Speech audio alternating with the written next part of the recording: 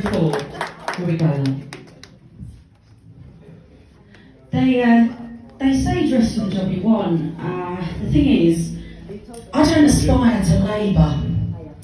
So I've taken up nudism just to be on the safe side. Don't want anyone thinking I want to work, you know. But it turns out, surprise to me, there's actually careers that you encourage nudism. Who knew? Anyway, in fact, I don't just not aspire to work. I don't aspire to be working class. I'm from the criminal fucking underclass, mate, and that's where I'm happy. My dad was in prison when I was born, and it's an interesting character.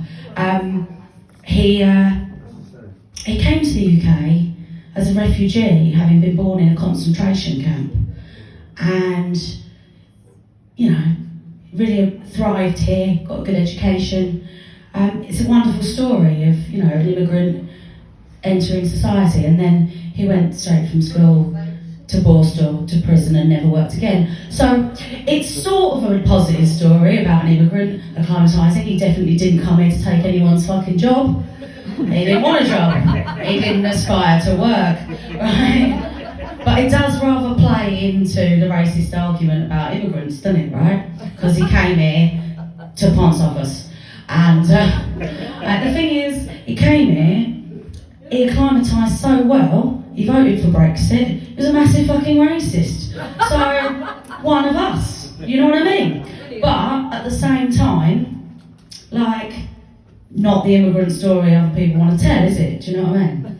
Like, so yeah, the way he saw it is if he wanted more brown people, he'd have stayed in fucking India. You know what I mean? It was like, no more of that round here, thank you very much, there's enough of us. And most of us don't want to work. Just speaking from his own personal example, and the rest of his family. And me, as a descendant. Now they say, you know, crime doesn't pay. It's fucking true. I inherited 15 burner phones and debt, a lot of debt. So yeah, it didn't pay me. I'd long since sold the Rolex and the Jag. You know, and I don't want you to feel bad, because I'm telling you this, I'm giving you a bit of backstory, because he has just recently died. But I don't want you to feel bad, because he was obviously clearly a bit of a cunt. Do you know what I mean? Right? It's fine. It's not a problem. Also, he's my dad, I'm allowed to say it. Yeah. Now that he's dead, I'm safe to say it. Do you know what I mean? I wasn't allowed to say it until he died. But like, so what we're doing, to sort of get back at him, because he was a bit of a selfish bugger, right, is we were arranging for his body to go back to India. He would have hated that. I got the last laugh, you know what I mean? But as it happens, right, one of the reasons I know my dad was a bit of a cunt is because, unfortunately, that is a tendency I've inherited. I'm a massive fucking cunt, you know what I mean? I hate most people, most things, most of the time. If you get me up before noon, you're likely to get a headbutt. Like, I'm not fit to work, you know what I mean? Unfortunately, I can't get the state to agree with that, so if anyone knows how I can fiddle the benefit system better, talk to me afterwards, yeah? Because selling drugs is a bit more, too much like actual work, isn't it? You know what I mean? You have to get up, you have to answer the phone. I hate answering the phone. That's not for me. So I tried, you know, dating for money. Well, I say money, I mean drugs. He was a drug dealer, yeah? And the worst, it's worse than getting dumped, you know? Getting dumped is bad. Life, you know, it's not nice. No one likes it. You're a little bit heartbroken, aren't you? But splitting up with a drug dealer, that's tough, you know what I mean? You're losing two types of dopamine. You know what I mean? And a dope as well. It's all the sniffing, isn't it? Yeah, you know what I mean? It's tough. I had to learn to pay for my drugs in my 40s, and like, you know, you're easily ripped off when you don't know the price of anything, you know what I mean? I'm like, I don't know how much drugs are, just give me all of them, thank you. But no, it was tough, right? So yeah, I'm single. That's one of the reasons I do comedy, because it enables you to hang around in a pub in the evening with the purpose, and you get to announce to everyone that you're single. It's sort of a bit like speed dating, but to be honest, it's been much less productive. You get off with a laugh. Yeah, no, the problem is most comedians have got a really small dick. Certainly the majority of the ones I've fucked. which is a fair few of them, to be honest. Present audience, present comedians accepted. Sadly, I'm very straight. No, the thing is, like, so my ex, he was a bit of a strange character. He was a bit of a sexist, old-fashioned sexist, you know. And he used to say, whenever a woman come on the telly, you know, like, or a female MP or something like that, he'd be like, you know what she needs? She needs a good shag. That's what she needs. And I used to think it was really sexist, but I've recently had a good shag. Fucking mind-blowing, isn't it? Who knew what I'd been putting up with for all those years?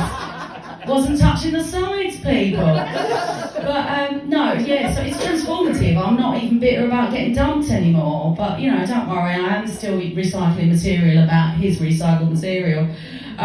So, right, there was this thing with him, right? He had these really tiny baby balls. And the thing is, right, I really liked it. It didn't matter what he did.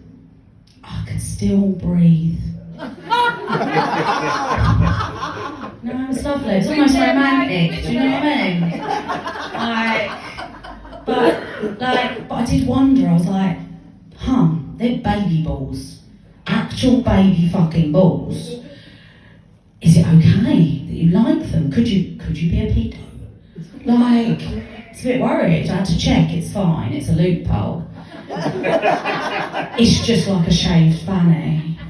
Yeah, got a few people in here who like them. It's just like that. See, as long as it's on an adult, you're fine.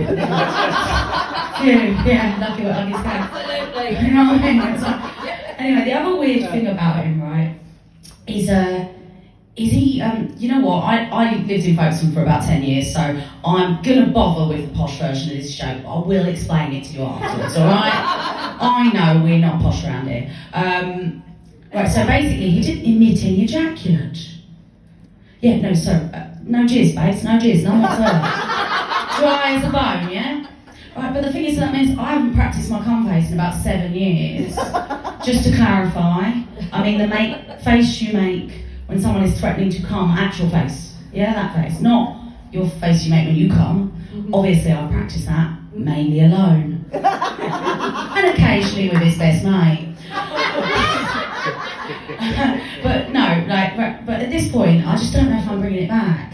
Like, do they even care once they've reached that point? It's a point of no return, isn't it? Yeah. So I think I can look disgusted and make sure it's not getting me in the eye, and I think he's still going to finish. You know what I mean?